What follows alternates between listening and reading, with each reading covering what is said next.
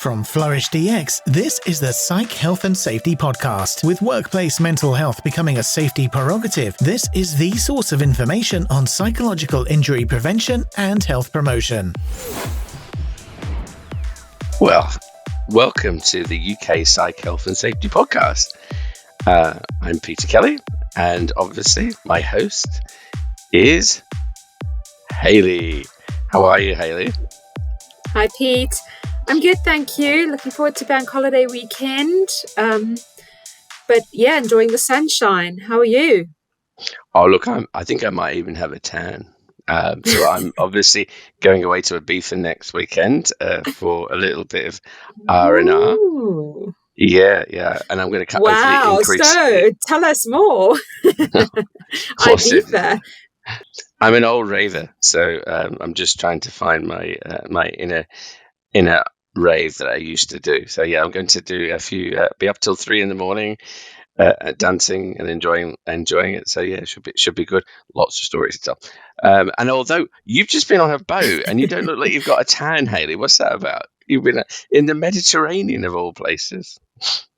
Yes, we slightly touched on this last week, but yes, I was on a boat 3 weeks ago now.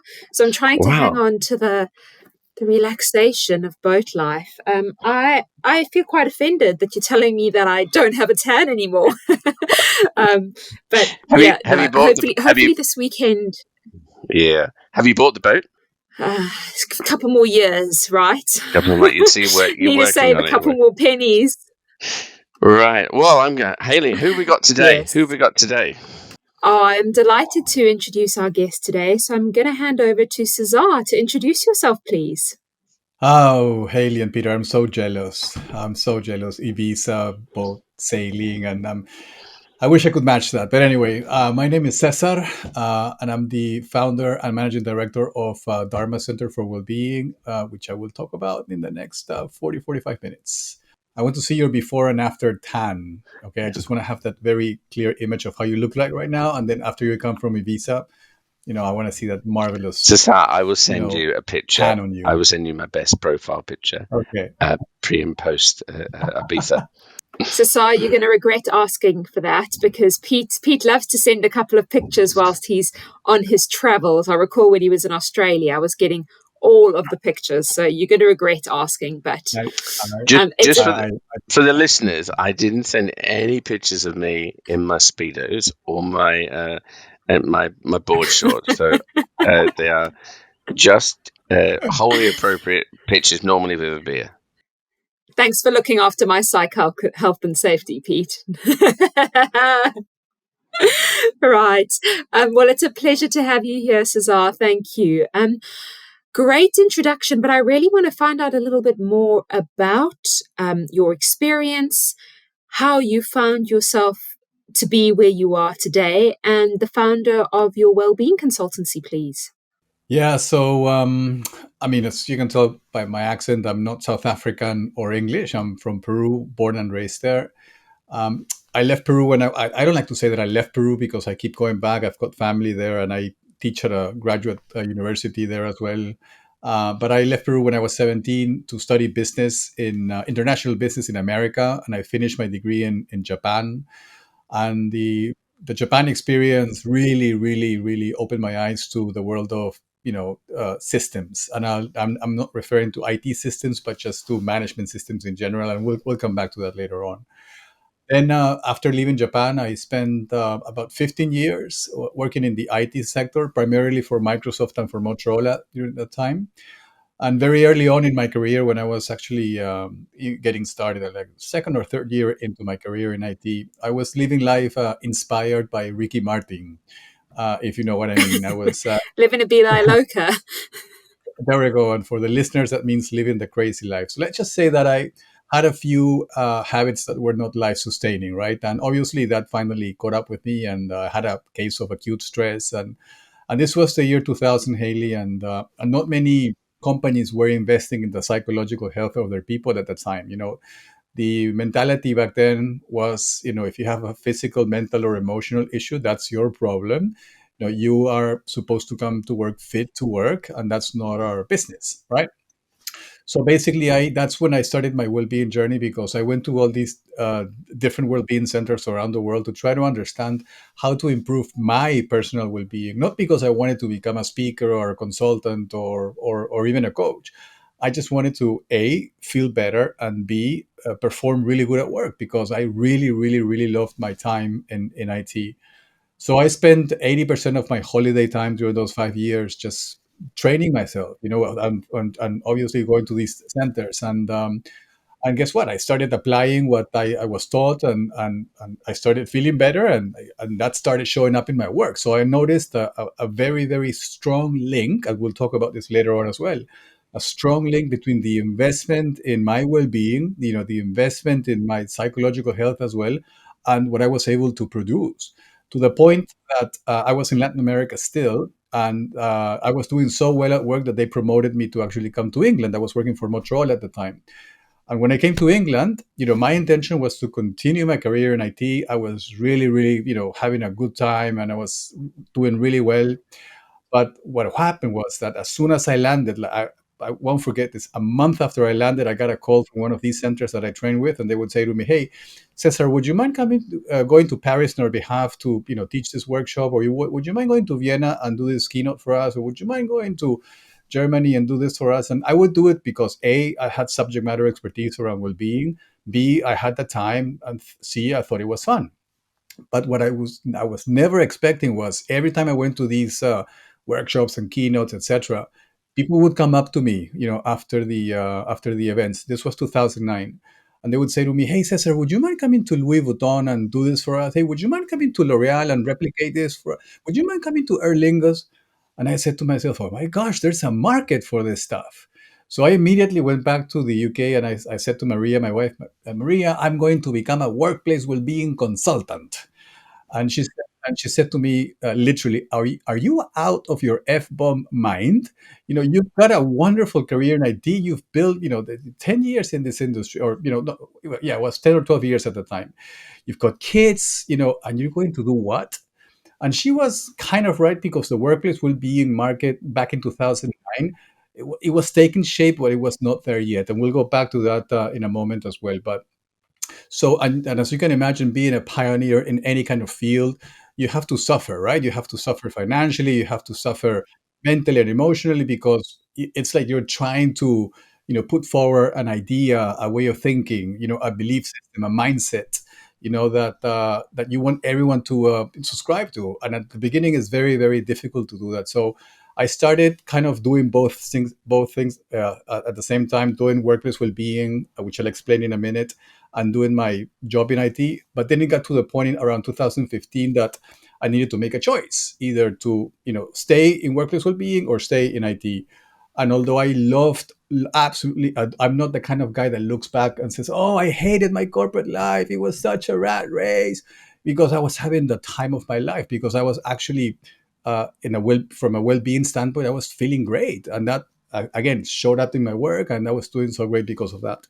But obviously, when you start looking at, purpose in life, and what kind of legacy you want to leave behind, for the children and stuff like that, I said workplace well-being is going to be my thing. So that's how I got into this space, and it's been, 8 years now since I basically founded the company, and it's been a wild, wild ride. And I'm so happy, because I just feel that we're still getting started, Haley. And sorry for the kind of extended explanation for this, but I think that background kind of helps you understand what was my motivation to, into getting into workplace well-being.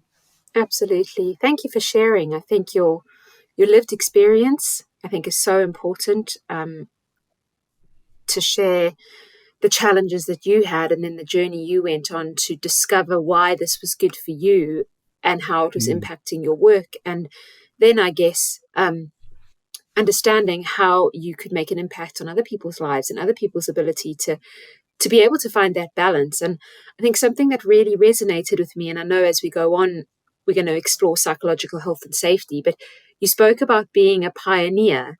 And I think back then it was the pioneer of the word well-being. And what does well-being mean in the workplace? Maybe not even the word well-being. I mean, you can maybe share a bit more on what it was then.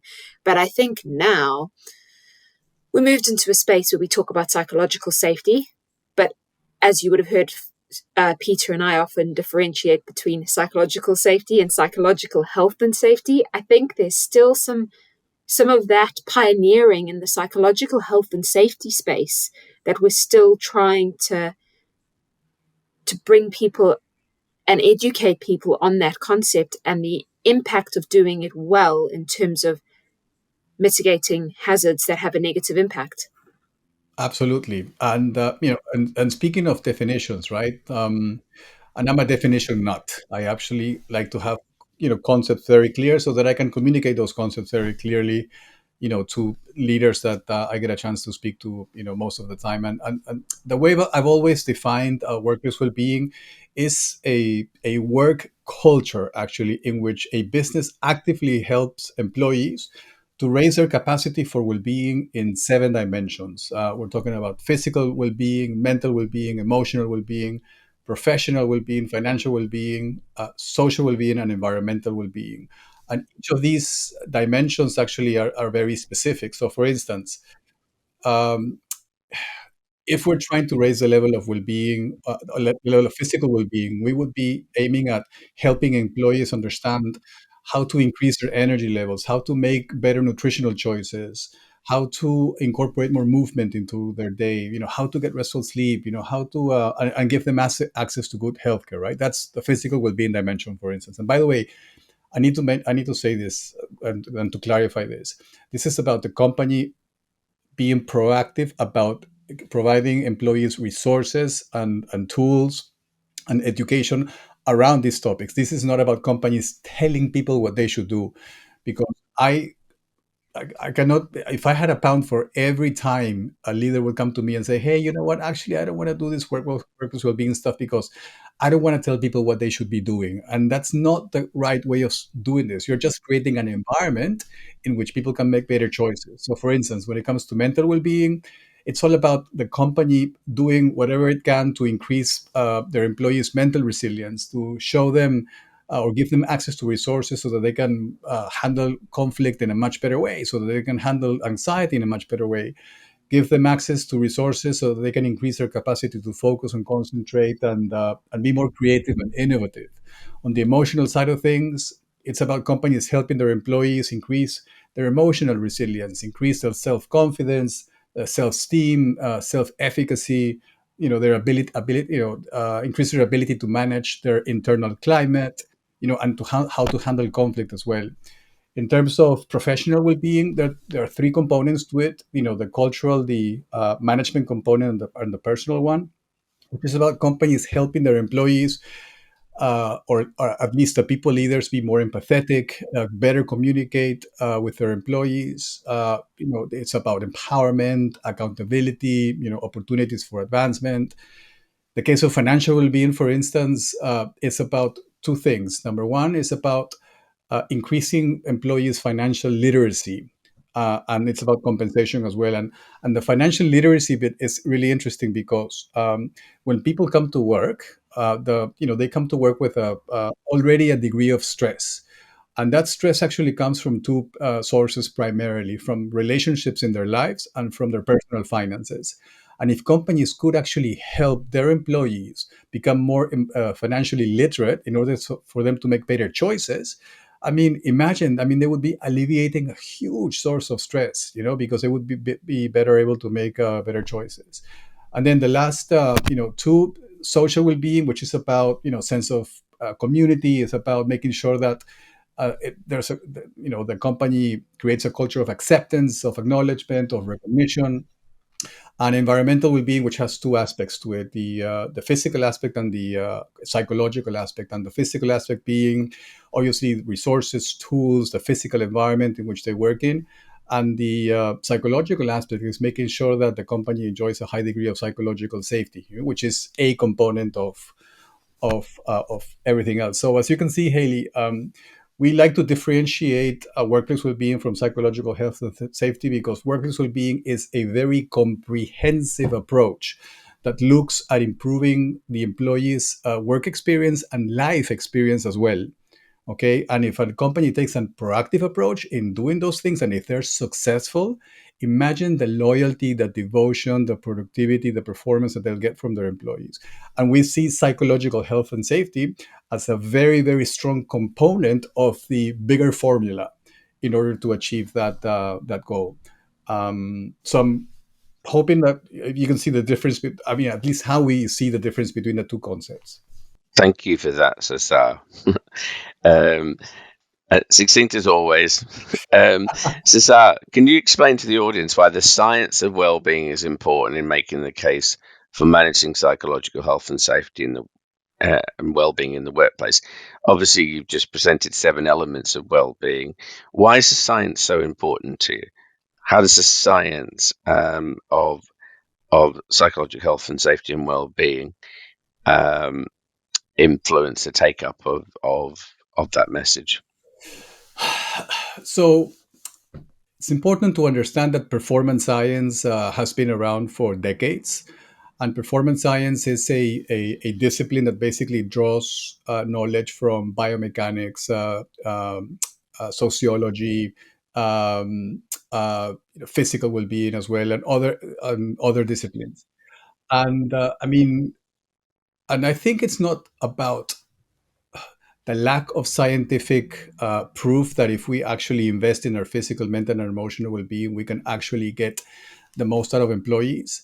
And I think that the challenge here is really about paying attention to the science and not trying to discover new aspects of the science.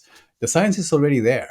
We already know the linkage between restful sleep, nutrition, lack of movement, stress management in performance. So I think it's a matter of first of all rediscovering the science, really exploring it, and really making a conscious efforts to try to actually understand the link between the two. I don't think, Peter, frankly, what else can we do, from a science perspective to establish that strong linkage between, well-being and performance? I think we are at a stage in which we actually have to pay a closer attention to that linkage, and not ignore it, really. Absolutely agree. I think what we have had is a lot of people developing well-being and developing psychological health and safety and not really looking at the science. So what I think is very important, as you said, that the science is at the forefront of those decision-making process and how we decide how we're going to support people to go home psychologically health and safe and with improved well-being. And so thank you for that. That was a good answer. I think to expand on that, if I'm following the same train of thought here, workplace is an ecosystem and people are operating in the ecosystem, and the science behind people needs to be understood to be able to ensure, and that the environment in which they operate, or the ecosystem in which they operate, needs to support that. So I think it's understanding both, and that's where, for me at least, the systemic culture and nature of business, the integrated management system of psychological health and safety comes into supporting people's well-being. But when you understand the two together, like I suppose, Cesar, rather than you say try and reinvent the wheel, it's all already there. It's just about piecing them together and not seeing them as isolated agenda items. Totally, and I think you mentioned a very interesting word, systemic approach, Haley, right? Um, and what I'm seeing still is, businesses taking I think in the UK they call it a sticky plaster approach, and in America they call it band-aid approach, right? And in Peru we call it the same. And it's so frustrating to see. It's so frustrating to see that they're taking that approach because um, it there's a lot of well-meaning leaders, right? And these well-meaning leaders, they mean well and they want to do well for their employees. And it's interesting because sometimes when I have conversations with them and I ask them, so how would you say your efforts in workplace well-being are at, at this stage? And they say, oh, we're super proud of what we're doing in workplace well-being. because we bring fruit baskets, and we bring yoga teachers, and we bring speakers, and we celebrate mental health awareness month, and we have team bonding events, so we're doing fantastic, right? And just because they're doing multiple activities in this space, it doesn't really mean that they're actually addressing the root cause of what might be happening in their business, right? And what I can tell you right now, the situation when it comes to employee well-being in business, based on the data that based on recent data, is quite unfortunate. I don't know if you know this, but Deloitte has recently reported that I think it's 68% of employees now value more well-being than career advancement because of what they've gone through. And there's like 57% of employees, according to Deloitte, that are seriously considering quitting their jobs for one that better supports their well-being.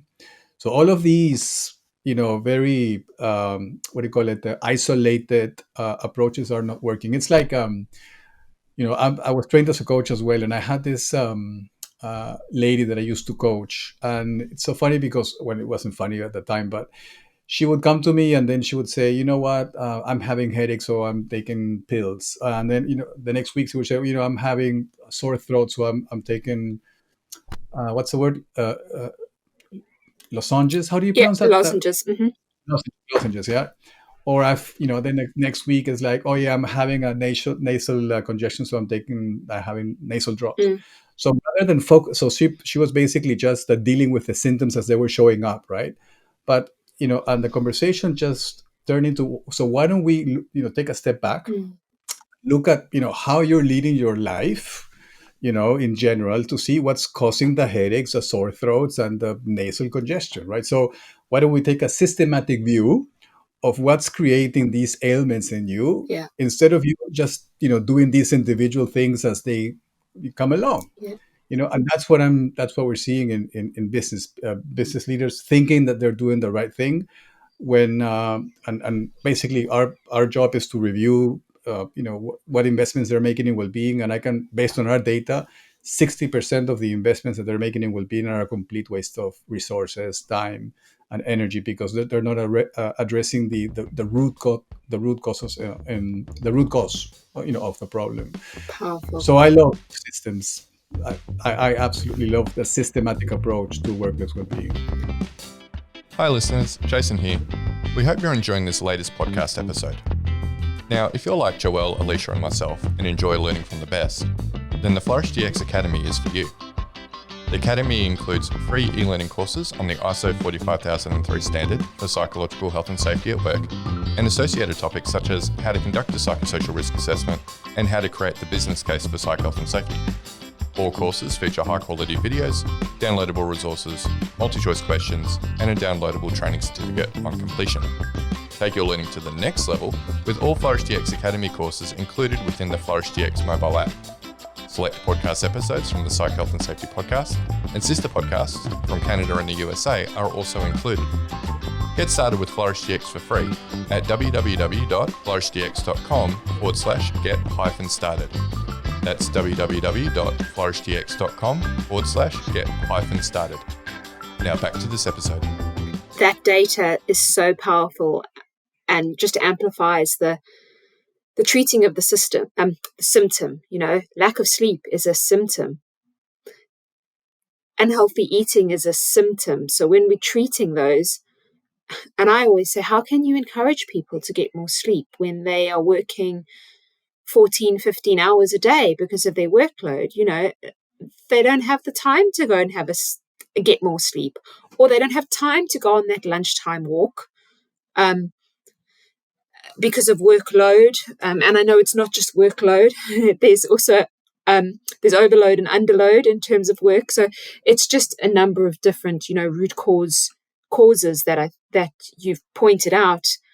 Don't waste the money on the plaster because it's a temporary fix. Yeah, and Haley, at the end of the day, the solution really to getting workplace well-being right, including the component of psychological health and safety, is taking a comprehensive, strategic, and systematic approach. That's the only way. Comprehensive meaning that you have to address all of the 7 well-being dimensions that I've mentioned earlier. Um, and what I see is that a lot of businesses are having a strong focus on mental well-being, which is great. They have kind of a so-so focus on physical well-being, but all the other elements, oh goodness me, I mean, they're like left, they're left out in the open. They're missing that. They're not seeing that. So comprehensive meaning the 7 dimensions. Strategic, it means that they actually have to have a proper strategy, just like businesses have a commercial strategy, a supply chain strategy, a go-to-market strategy. They should actually have a workplace well-being strategy that sits right up there, with all the other strategies. And just like they have their quarterly business reviews, where they see, where they're at, in terms of the strategy that they set out at the beginning of the year. That's the level of conversation that should be had around workplace well-being, right? And because I mean, it's mind-boggling, that they're not taking that into account, because at the end of the day, it's the people that actually make the strategy work. It's the people that actually have to actualize that vision, right? And they're not taking care of the people component at the level that they should, and and the systematic approach means that they need to set up a framework and a system that allows them to really understand basically, what, so what's the situation now? What are the things that we're doing well? What are the things that can actually be that we need to tweak or fix? What are the opportunities that we can take advantage of? Typical SWOT analysis, right? And once you understand basically the things that you're doing right, the things that you can actually address, opportunities that you can take advantage, and threats that you need to basically be on the lookout for, then you develop a proper strategy with strategic objectives, with smart objectives aligned with those strategic objectives. And then you basically start recruiting people internally, workplace well-being champions, to deliver on those workplace well-being interventions that are aligned with the strategy that was set out at the beginning. So, but what's happening right now is businesses are skipping the step of leadership involvement. They're skipping the step of defining a vision and a mission and doing the SWOT and doing the smart objectives, and they're just going directly into interventions land, which is actually quite a comfortable place to be, because when you do a lot of interventions, it makes you feel nice. It makes you feel that you're doing something. It makes you feel good, and people might come to you and say, hey, I really appreciated that workshop, but are you addressing the root cause? Not really, right? And the only way to actually address root causes, the only way to really identify these hazards in the most optimized way, is by doing the work strategically from the very, very, very top. I don't see another way to do it of doing this. It's really interesting to hear you talking. I think you mentioned 2015 was when you decided, right, you were going to move into more of a consulting space, but you'd had years of experience before that through lived experience and talking. So next question is around, how far do you think we've come in terms of psychological health and safety? So this systematic, risk-based approach in the last 10 to 15 years? So let me draw a parallel to what I was going through as well during that time. So based on professionals that I've had the chance to speak with that are in my space, and based on data and based on studies as well, and based on articles, I've come to the conclusion, and I stick with it, that the workplace well-being market, if we want to call it that way, actually came to be thanks to the bean counters in America. And so what do I mean by that, right? So in 2008, we had the financial crisis, right? And obviously, a lot of people were undergoing serious levels of anxiety and stress. And as you know, in America, the health industry is a for-profit industry. And obviously, if you work for a company in America, a very good deal is if as an employee, you actually have access to private healthcare. So what was happening in 2008, 2009, because of the rising levels of stress and anxiety due to the financial crisis, employees were actually utilizing their private healthcare because they wanted they felt ill. So what the bean counters noticed was that the insurance premiums, the health insurance premiums, were actually going up and up and up and up. And obviously, what do you do in a situation of crisis? You cut costs. And the bean counter said, "Okay, this is getting out of hand. We need to start reducing the what do you call it, the insurance premiums, the health insurance premiums." So how do we do that? So obviously, we need to make sure that these people don't get sick. So how do we do that? Let's invest in wellness, because in America they started using the term wellness, and annoyingly they still use the term wellness when it should be well-being, and I'll explain that in a moment. So they started investing in, because wellness relates primarily to the physical body. You cannot say wellness and take into account the 7 dimensions that I mentioned earlier. So they started investing in wellness interventions, right? So that people can actually, trainings, coachings, programs, a bunch of resources, so that people could look after their physical bodies in a much better way. And guess what happened? People were making these better choices, and they were not getting as sick, and they were not using their insurance as much. So the insurance premiums actually started to go down. And the bean counter said, "Okay, let's do an analysis here.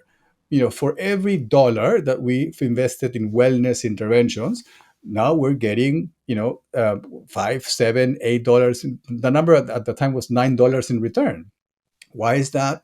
Because of the insurance savings, and because and actually what they noticed as well was that people were actually quite happy about these interventions, and people showed appreciation for these interventions. So guess what happened? They were able to retain people. So the what do you call it? The talent retention was higher, right? And because they were making a big deal out of these wellness interventions, they were able to attract talent, from other businesses as well.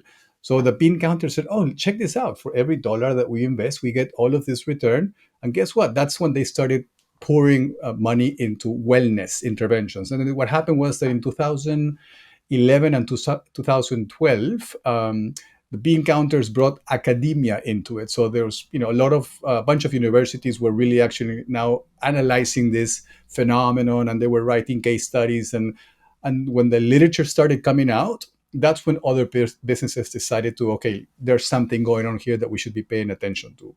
So the wellness market, for instance, in America is absolutely huge, because obviously it got a head start in 2008, 2009.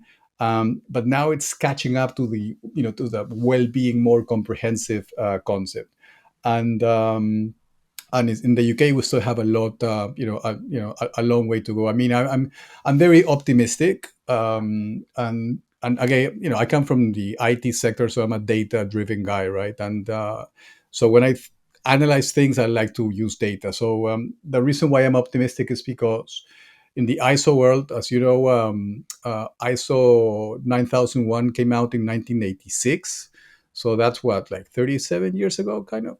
And according to the report in 2001, the report in 2021, there are 1.1 million businesses certified in ISO 9001 in about 175 countries.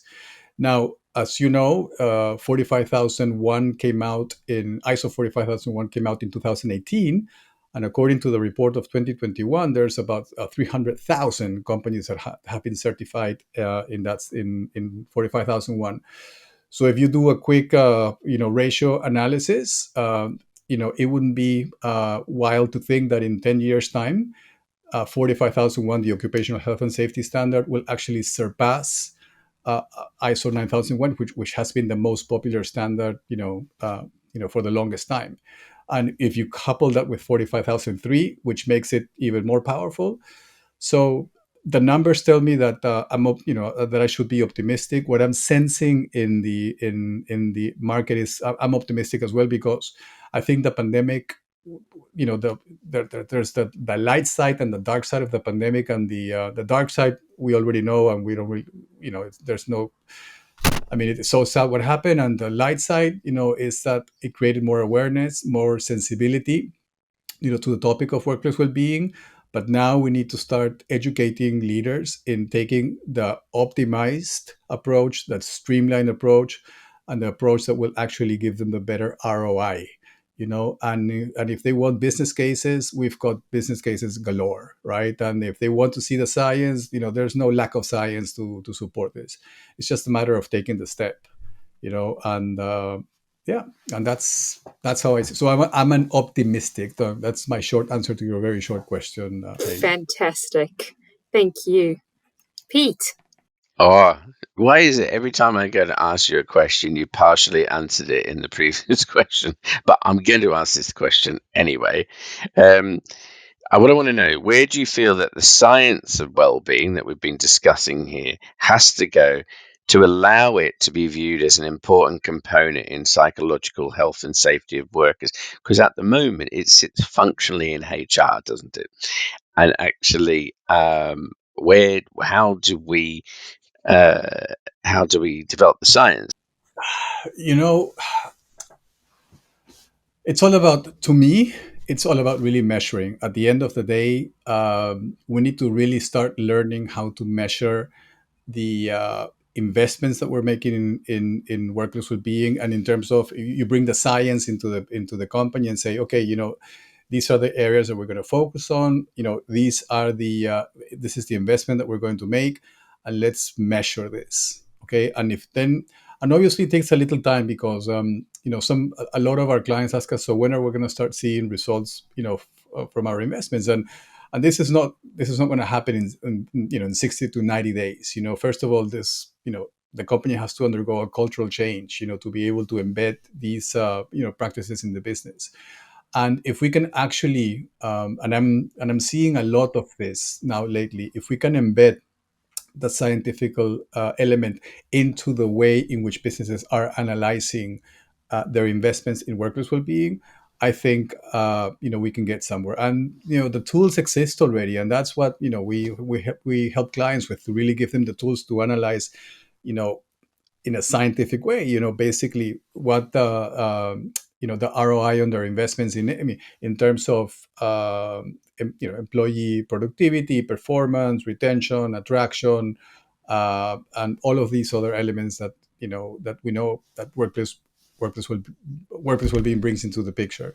Now, whether it should sit in HR or not, that my view has always been that, depending on the size of the company, the workplace, there should be a position dedicated to workplace well-being. Okay, obviously you're not going to ask that of a company that employs 10 people or 15 people, but at a certain threshold, I think, and this has happened in most of the companies that we work with, that the one of the HR people was basically leading the project and the initiative. This person was our point person, and all of a sudden, once they realize the value, that workers were being brought into the business, they turn this person, or they gave this person, either a full-time job as workplace would being manager, or a 50-50 part-time, not part-time within the business, part-time doing workplace well-being and part-time doing HR stuff. So there's a recognition, right? But again, the science is already there. I cannot think of anything that needs to be reinvented or reanalyzed. It's just a matter of bringing it into the business, and train people within the business to understand basically the value that all of these efforts bring to the cause. Well, we are coming towards the end of a very, very interesting discussion. So thank you so much for all your insight and views. It's always wonderful to just bring different perspectives, and that's what we definitely want to do here. But César, as we start to close up, I'd love for you to just give us one takeaway for the listeners that you believe is important when considering psychological health and safety and well-being in the workplace. So again, I think the only approach that actually works really well is by taking a comprehensive, systematic, and strategic approach to increasing a workplace well-being in the business. And it doesn't matter if you employ 10 people or if you employ 10,000 people, the approach is basically the same. We work with businesses. I mean, I think the smallest client that we worked with had 12 employees, and then the biggest in the thousands. And the approach is exactly the same, and that's number one. Number two, in terms of the overall approach to workplace well-being, I really love the psychological health and safety component, which is a huge, huge, huge, huge component within the overall picture. the importance of really understanding potential hazards when it comes to the work environment, the social aspect of the business, and how the jobs are designed. It's a huge component of making sure that we minimize the risk that could actually produce psychological injury and have an impact in psychological health as well. So for us, ISO 45003 and what it's brought to the world of psychological health and safety, it's been a blessing because it fits perfectly into this wider view of workplace well-being. So again, comprehensive. Make sure you address all 7 workplace well-being dimensions. Strategic. Make sure you have your vision, mission, SWOT analysis, strategic objectives, SMART objectives, champions, and go for it. And systematic, again, rely on the world of standards as well. We are promoting heavily, for businesses to actually align to 45003 because it's a beautiful standard created by beautiful people. Yeah, and we're just hoping that businesses will. I mean, we're all very optimistic. We're hoping the businesses will actually take this approach because it's the best approach. Fantastic. Well, I'll let Pete come in now because I'm sure he's going to thank you. Bow out gracefully. Yes. Yeah. Thanks for the big shout out there. Most definitely appreciate.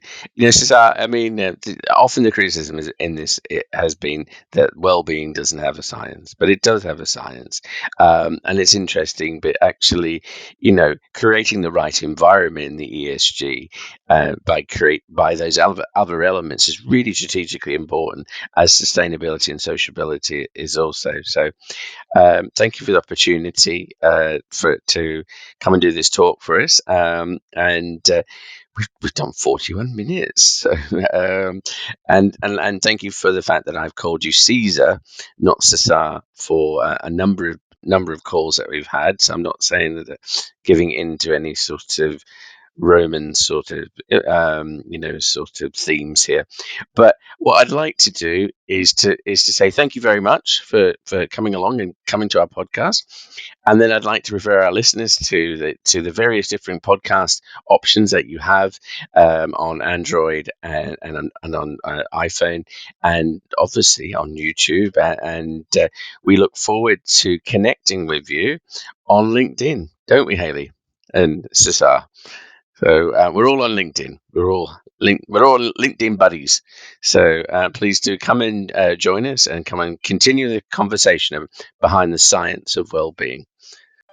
You've been listening to the Psych Health and Safety Podcast. To stay up to date with the latest on psychological injury prevention, follow Flourish DX on LinkedIn and subscribe to the Psych Health and Safety Podcast at www.psychealthandsafety.com.